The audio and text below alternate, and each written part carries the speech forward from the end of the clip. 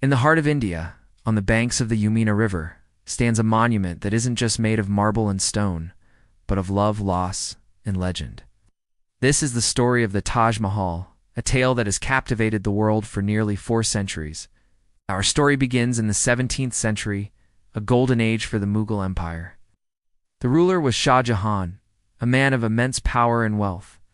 But his greatest treasure wasn't his vast kingdom or his legendary peacock throne. It was his wife, Mumtaz Mahal. Their love was the stuff of legends. She was his confidant, his advisor, and the mother of his 14 children. They were inseparable, a partnership of heart and mind that was the envy of the court. But in 1631, tragedy struck. While accompanying Shah Jahan on a military campaign, Mumtaz Mahal passed away after giving birth to their 14th child. The emperor was utterly devastated. Chroniclers say his hair turned white overnight, and he went into seclusion for a year, consumed by grief. The once vibrant court fell into a deep mourning. From this profound sorrow, a promise was born. Shah Jahan vowed to build a mausoleum for his beloved wife, a monument so magnificent that the world would never forget their love. It would be a paradise on earth, a final resting place worthy of his queen. This was the genesis of the Taj Mahal. The project was an undertaking of epic proportions. The finest architects, artisans, and calligraphers were summoned from across the Mughal Empire and even further, from Persia and Central Asia. A workforce of over 20,000 laborers, including sculptors, stonecutters, and inlay artists, toiled for more than 2 decades. The site chosen was a peaceful garden on the southern bank of the Yamuna River in Agra, to build on the riverside plot. Massive wells were dug and filled with stone and rubble to create a stable foundation, an engineering marvel for its time. A sprawling complex of red sandstone buildings, including a mosque and a guest house, was designed to flank the main tomb, creating perfect symmetry. The centerpiece, of course, was the mausoleum itself. The finest white marble was sourced from Makrana in Rajasthan, over 400 kilometers away. It was a logistical challenge of immense scale. A fleet of over 1,000 elephants was used to transport the massive marble blocks and other construction materials to the site. But it wasn't just the marble that made the Taj Mahal unique. The structure was adorned with a technique known as petrodura, where semi-precious stones are meticulously cut, polished, and inlaid to create intricate floral and geometric patterns. Lapis lazuli from Afghanistan, jade and crystal from China, turquoise from Tibet, and sapphires from Sri Lanka were just some of the 28 types of precious and semi-precious stones used.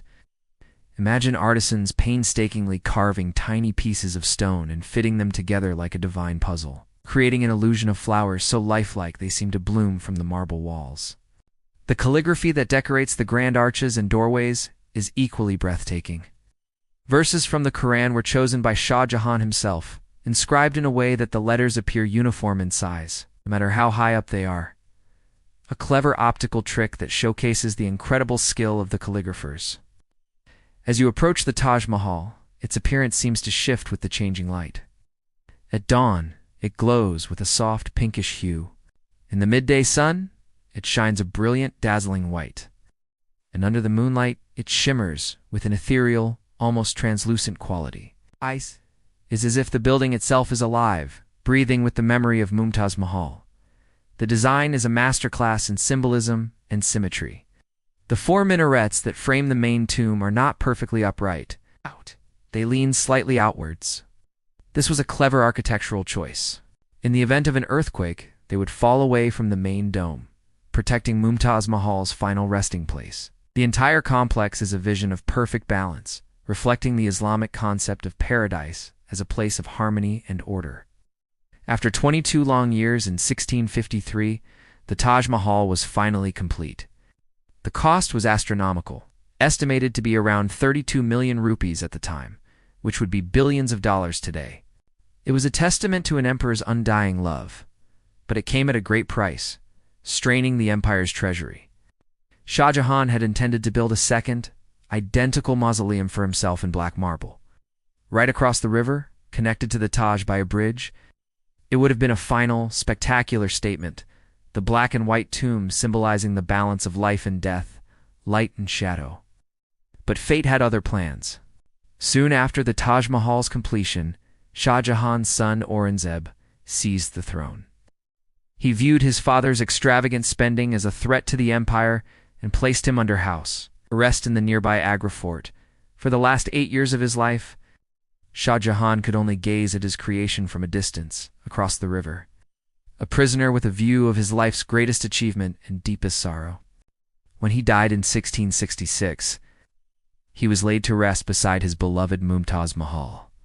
His cenotaph is the only element in the entire complex that breaks the perfect symmetry. It was an afterthought, an addition that wasn't part of the original plan, yet it united the lovers in death as they had been in life.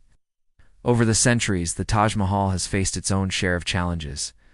It fell into disrepair during the decline of the Mughal Empire and was even defaced by British soldiers in the 19th century, who pried precious stones from its walls. But a massive restoration project in the early 20th century, ordered by the British Viceroy Lord Curzon, helped restore its former glory. Today, the Taj Mahal is a UNESCO World Heritage Site and one of the new 7 wonders of the world. It attracts millions of visitors each year, all coming to witness this teardrop on the cheek of time, as the poet Rabindra Nath Tagore so beautifully described it. But the Taj Mahal is more than just a tourist attraction. It's a story etched in stone, a poem written in marble. It speaks of a love that transcended life and death, a grief that inspired one of the most beautiful buildings ever created. It reminds us that from the deepest sorrow can emerge timeless beauty. The next time you see a picture of the Taj Mahal, look beyond the perfect dome and shimmering marble. See the love story, the heartbreak, and the emperor's promise to his queen. Promise that has been kept for centuries, shining as brightly as the monument itself. Thank you for joining us on this journey through history. If you enjoyed this story, don't forget to like, share, and subscribe for more tales from around the world. We'll see you in the next video.